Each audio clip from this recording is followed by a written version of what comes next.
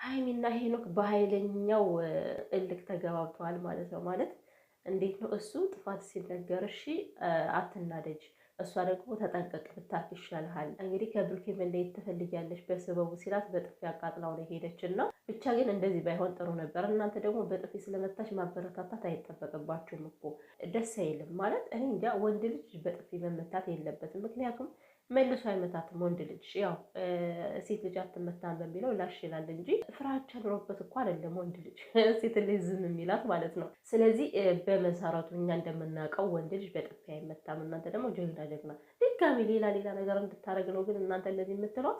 ሲቀጥል በሩጭ ሀይቤ ከቤቷ ገብታ ማለት ነው ቪዲዮውን ስታየው በፈጣሪ ለምንድን ነው እንደዚህ ያደረግኩት ብላ እኮ የሆነ ራሷ የምትወቅሰው ነገር ይኖራል። ገባቸው አይደለም? ምክንያቱም ሰው ሲናደድ የሚያደርገውን ነገር ስለማያውቅ በሰዓቱ እሷ ብልጭ ስላለባት ብታደርገውን ነገር አታውቅም።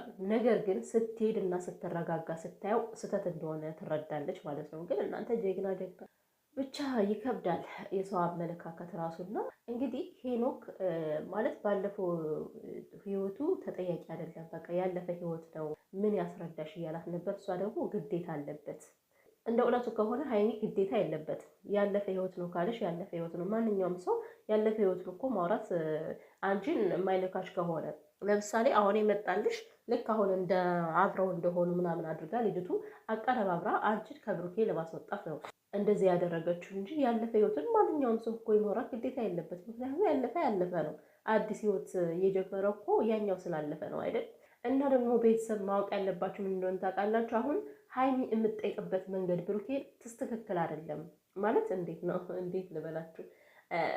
በጸባይ አይደለም። ገባችሁ አይደለ? ብሩኬ በጣም ነው የሚናደድባት አሁን ላይ እንጂ እኮ ብሩኬ እሷን ላለማስረዳት እኮ ፈልጎ አይደለም። እመቤቴን ነው ብላችሁ ቁጭ አድርጎ በደንብ አፈጥርጦ ያለፈ ህይወቱን ሊያስረዳት ይችላል። ግን በጸባይ አይደለም እየጠየቀች ያለችው፣ እየተናደደባት ነው ያለው። የምትጠይቅበት መንገድ ሁሉም ነገር አልቋል፣ ከኔ ጋር እና ከሱ ጋር ያለው ነገር አብቅቷል ካለች በኋላ ነው አሁን አስረዳኝ እያለች ያለችው።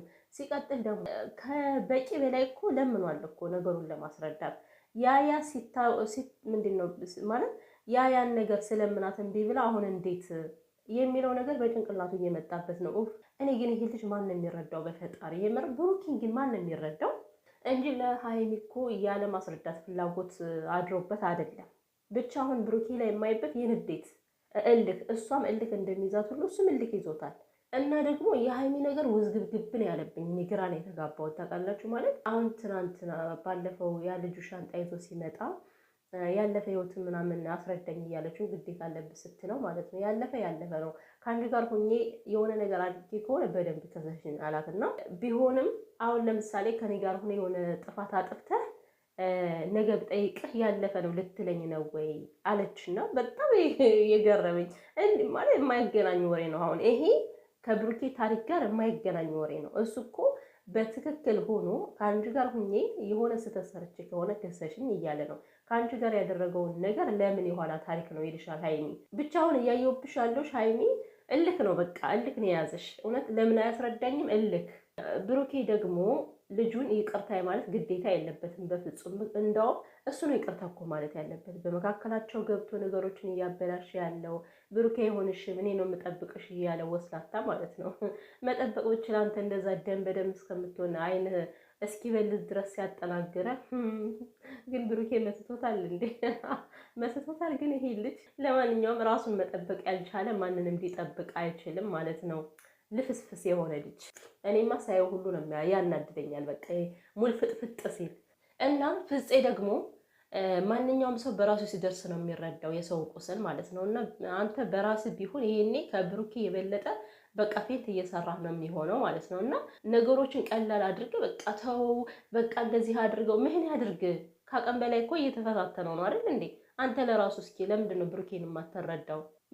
በላይ ሆኖ ደግሞ ይቅርታ በለው። ለምንድን ነው ይቅርታ የሚለው? እሱ የሚናገረውን ነገር እናንተ ምንም እያወቃችሁ አይደለም። ብሩኬ በዚህን ያክል ደረጃ እየሄደው በጣም እየተበሳጨ ስለሆነ ነው የሚለው ነገር በጣም ከባድ ነው። ቤተሰብ እውነት ብሩኬን ያልተረዳነው ነገር በውስጥ እያለው ያለ ይሄ ልጅ በጣም ከአቅም በላይ የሆነ ስሜት ውስጥ እንዲገባ እያደረገው ነው። ስለዚህ ብሩኬ ልክ ነው ያደረገው እኮ። ምክንያቱም ከሰው ቤት ከሰው ፍቅረኛ ቤት መጥቶ ሻንጣ ይዞ እኔ ነው የምጠብቅሽ፣ አንቺ ፍቅረኛ አይጠብቅሽም፣ ነገ ይገልሻል በማለቱ ራሱ ይሄ ዘብጥያ መውረድ አለበት። ይገልሻልን ምን አመጣው ከዛ ጋር የት ያውቀዋልና ነው። ለማንኛውም ማለት ነው ብሩኬን ብትረዱት ደስ ይለኛል። ትንሽ ያለበት ሁኔታ ጥሩ አይደለም፣ እውነት ለመናገር ማለት ነው። በቃ አለ አይደል አሁን ሁሉም ሰው እሱን ጥፋተኛ ያደርጋል። በእርግጥ እሷንም ያው ይሰድባታል እኮ የማይሰድባት የለም፣ ሁሉ ነው የሚሰድባት። ነገር ግን ብሩኬ ላይ ስትመጡ ደግሞ እንደ እውነቱ ምንም ጥፋት የለበትም። በቃ ያለፈ ታሪክ ያለፈ ነው። ሲቀጥል ልጁ ላይ ያደረገውም ነገር ከገዛ ፍቅረኛው ጋር መጥቶ አበባ ይዞ እየመጣ ሻንጣ ይዞ እየመጣ መማታት እኮ ሲያንሰው ነው ብሩኬ።